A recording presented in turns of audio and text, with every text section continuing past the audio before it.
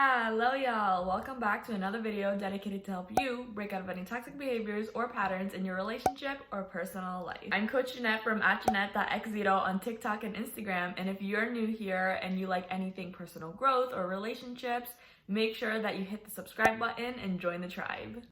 In today's video, we're going to be talking about one of the biggest mistakes women do in relationships that ends up creating this cycle of self-sabotage. And I do want to note, I myself am very guilty of doing this in the past before too, and that is putting your partner on a pedestal and falling in love with their potential. Now, what do I mean and how does this happen? Well, it all starts in the beginning of a relationship when we all go through that phase called the honeymoon phase. In this phase, everything is sparks, rainbows, butterflies. There's a lot of infatuation and limerence, right? We start to look at the other person in rose-colored glasses and we see everything as good. And so if there's any red flags going on in the relationship, they tend to be ignored in this phase. And so what ends up happening is that we stay laser focused on the things that are good, the things that we like, and we start obsessing and creating stories and fantasies in our head. And all of these stories and fantasies that you're creating inside your head is amplifying your feelings for this person, which ends up clouding your judgment sometimes. Because the truth is, what you're really doing is creating this false reality and projecting it onto this person, which creates a disconnect between what your expectations are for them and what the reality is. And so not only are you infatuating with the traits and qualities you've already seen within them,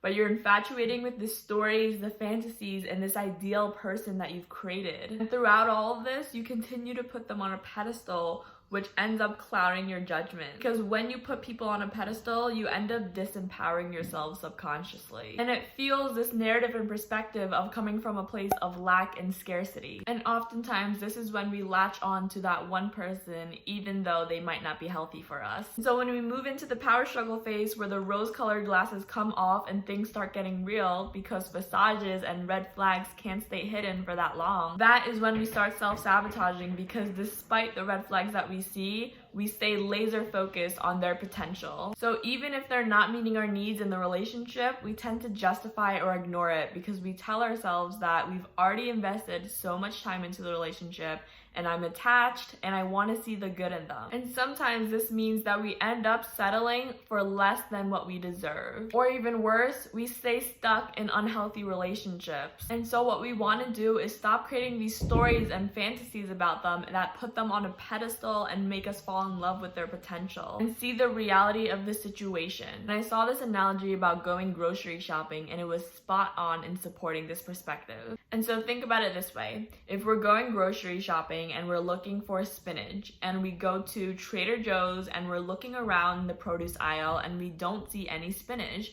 what are we gonna do? Now, the typical thing to do is go to another store so you can find your spinach, right? We're not gonna walk around the produce aisle for hours waiting for the spinach to magically appear or the shipment to finally come. Because we're not getting our needs met at Trader Joe's, we're gonna go to Whole Foods and find spinach instead. And so the same concept applies to dating and relationships, because if we can't get our needs met from one person, why would we stay around waiting for their potential to finally flourish? So what we want to do is get really clear with what our non-negotiables are, our standards, and what we're looking for in a relationship, because otherwise we'll be waiting for months and even years sometimes for that one person to finally show up to meet our standards. And if you're in a relationship and you feel like your needs are not getting met, of course you want to talk and communicate with your partner to really see how you can get both of your guys' needs met. Talk about expectations and compromise in the relationship so that it can grow in the right direction.